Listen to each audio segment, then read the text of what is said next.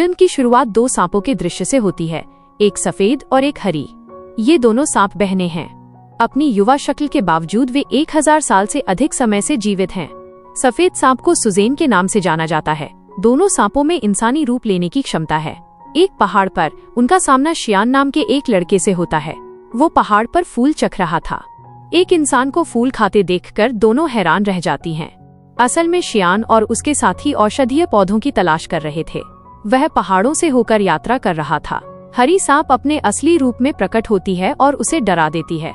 डरा हुआ वो पहाड़ से नीचे गिरकर नदी में जा गिरता है। ये देखकर सफेद सांप को शियान पर तरस आता है। उसे उस पर दया आती है। वो इंसान का रूप धारण करती है और नदी में उतरती है। वो उसके मुंह में अपनी सांस फूंकती है और उसकी जान बचाती है। मदद करने के बाद वो गायब हो जाती है।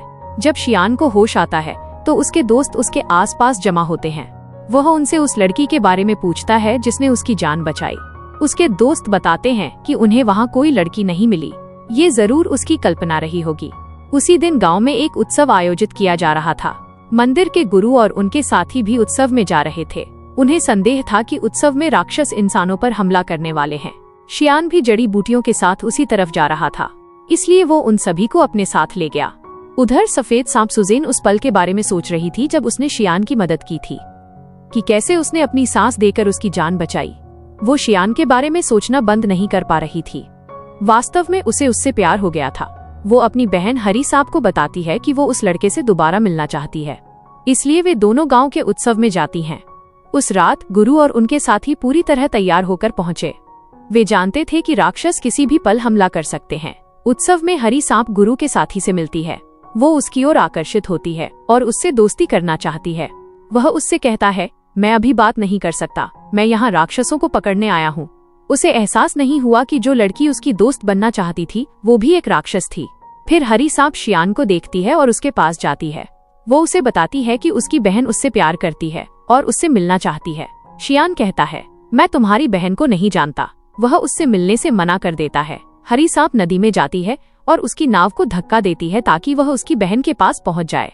जब वो पहुंचता है तो सुजेन उसके सामने अपने प्यार का इजहार करती है। शियान कहता है, लेकिन मैं किसी और से प्यार करता हूँ। वो उसे बताता है कि वो नहीं जानता कि वो कौन है, लेकिन उसने अपनी सांस देकर उसकी जान बचाई थी। सुजेन को एहसास होता है कि वो उसी के बारे में बात कर रहा है। वो उससे प्यार करता है, ठीक वैसे ही जैसे वो उससे प्यार करती है। ये साबित करने के लिए कि वही वो लड़की है जिससे वो प्यार करता है, वो उसे वापस नदी में ले जाती है। वही वो लड़की है जिसने उसे बचाया था। अब शियान भी जान जाता है कि वही वो लड़की है। गुरु के साथियों को कुछ राक्षस मिलते हैं। उनमें से एक बहादुरी से राक्षसों से लड़ता है। इस बीच एक राक्षस गुरु के साथी को घायल कर देता है। वह मदद के लिए अपने गुरु को बुलाता है। गुरु उनका सामना करने पहुंचते हैं। वे उन्हें नर्क में भेज देते हैं, उन्हें जिंदा जला देते हैं। अगले दिन सुजेन शियान के घर जाती है। शियान उसे अपने घर देखकर बहुत खुश होता है। वे साथ रहने लगते हैं और अंततः शादी कर लेते हैं। उत्सव के दौरान एक राक्षस ने गुरु के एक साथी को काट लिया था। नतीजतन गुरु का साथी एक राक्षस में बदल रहा था। वो इस बात को लेकर परेशान हो जाता है और जीने की इच्छा खो देता है। अगर वो राक्षस बन गया तो वो इंसानों के लिए खतरा बन जाएगा। वो अपनी जान देने के लिए एक सुनसान जगह पर जाता है। जैसे ही वो ऐसा करने वाला होता है, हरी सांप प्रकट होती है।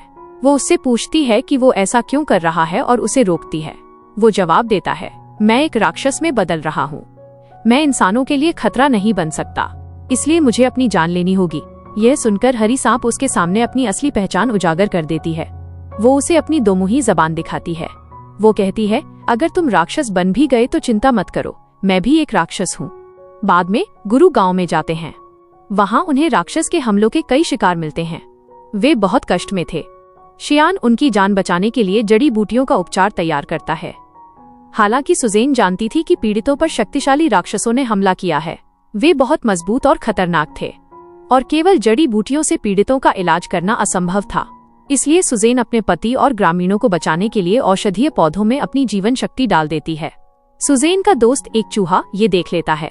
वो कहता है, तुम क्या कर रही हो सुजेन? क्या तुम्हें एहसास नहीं है कि अपनी जीवन शक्ति देना तुम्हारे लिए खतरा है? ये तुम्हें कमजोर कर देगा। लेकिन सुजेन अपने पति और अन्य लोगों की मदद करने के लिए दृढ़ थी। जब शियान ग्रामीणों को दवा देता है तो वे ठीक होने लगते हैं। ये गुरु को चौंका देता है। क्योंकि उनका मानना था कि इन लोगों का इलाज करना असंभव है। उन्हें ठीक होते देख वे हैरान और भ्रमित रह जाते हैं। वे शियान से पूछते हैं कि क्या जड़ी बूटियां तैयार करने में किसी ने उसकी मदद की है। वो जवाब देता है, हाँ, मेरी पत्नी ने मेरी मदद की। गुरु समझ जाते हैं कि उसकी पत्नी सामान्य इंसान नहीं बल्कि एक राक्षस है। वे शियान को अपनी सुरक्षा के लिए एक पवित्र चाकू देते हैं। गुरु तब सुजेन के पास जाते हैं और उससे पूछते हैं कि वो हस्तक्षेप क्यों कर रही है। तुम एक राक्षस हो, फिर भी तुमने एक इंसान से शादी की। तुम उनके बीच एक इंसान की तरह क्यों रह रही हो? मैं तुम्हें अभी छोड़ रहा हूँ क्योंकि तुम एक अच्छी राक्षस हो। तुम्हें शियान को छोड़ देना चाहिए, वरना इसका अंत अच्छा नहीं होगा। मैं तुम्हें मार डालूंगा। इतना कहकर गुरु चले जाते हैं। उस रात जब शियान घर लौटता है तो वो एक औषधीय शराब लाता है। ये सांप के जहर का इलाज है। चूंकि सुजेन एक सांप है, शियान उसे भी वो शराब पिलाता है। इसे पीने के बाद उसे अजीब महसूस होने लगता है और उसकी हालत बिगड़ जाती है। वो खुद को एक कमरे में बंद कर लेती है। शियान उससे पूछता है, तुम ऐसा व्यवहार क्यों कर रही हो? क्या तुम मुझसे नाराज हो? सुजेन अपना नियंत्रण खो देती है और वापस एक विशाल सांप में बदल जाती है। गुरु भी उसे पकड़ने के लिए पहुंच जाते हैं। वे एक दूसरे का सामना करते हैं। शियान अनजाने में गुरु के पवित्र चाकू से सुजेन को घायल कर देता है, ये महसूस किए बिना कि सफेद सांप वास्तव में उसकी पत्नी है। घायल होने के बाद सुजेन अपनी बहन हरी सांप के पास भाग जाती है। पवित्र चाकू के घाव के कारण वह वापस इंसान के रूप में नहीं बदल पाती है। वो हमेशा के लिए एक सांप बन जाएगी। शियान गुरु से अपनी पत्नी के बारे में पूछता है। गुरु उसे बताते हैं, वो सफेद सांप तुम्हारी पत्नी थी। तुमने 1000 साल पुराने सांप से शादी की है। शियान सच्चाई जानकर हैरान रह जाता है। सुजेन का चूहा दोस्त शियान को एक विशेष जड़ी बूटी के बारे में बताता है जो उसकी जान बचा सकती है। लेकिन जड़ी बूटी प्राप्त करना बेहद खतरनाक है क्योंकि उस जगह की रक्षा राक्षस करते हैं। फिर भी शियान वहां जाता है और जड़ी बूटी की तलाश करता है। हालांकि राक्षसों ने शियान पर घात लगाकर हमला कर दिया। गुरु के साथी पहुंचते हैं और शियान को बचाने की कोशिश करते हैं। चूहा जड़ी बूटी सुजेन तक पहुंचाने में कामयाब हो जाता है, जिससे उसकी जान बच जाती है। अब वो फिर से इंसान का रूप ले सकती है। जैसे ही वो ठीक होती है, वो गुरु और उनके साथियों पर हमला कर देती है। उसे लगता है कि वे उसे शियान से अलग करने की कोशिश कर रहे हैं। वो शियान को सुरक्षित निकालने में कामयाब होती है। वो उससे पूछती है कि क्या वो ठीक है, लेकिन उसकी याददाश्त चली गई है। वो कुछ भी याद करने में असमर्थ है, यहाँ तक कि अपनी पत्नी सुजेन को भी नहीं। सुजेन गुरु का सामना करती है। तुमने मेरे पति शियान के साथ क्या किया है? वो मुझे भूल गया है। हालांकि उसकी याददाश्त जल्द ही वापस आ जाती है और वो सामान्य हो जाता है। लेकिन क्योंकि सुजेन एक राक्षस है, गुरु अपनी शक्तियों का उपयोग करके एक प्राचीन पैगोडा मीनार बनाते हैं। वे उसे हमेशा के लिए उसमें कैद कर देते हैं। उसके लिए पैगोडा से निकलना असंभव है। शियान अपने जीवन भर पैगोडा के बाहर अपनी पत्नी का इंतजार करता है।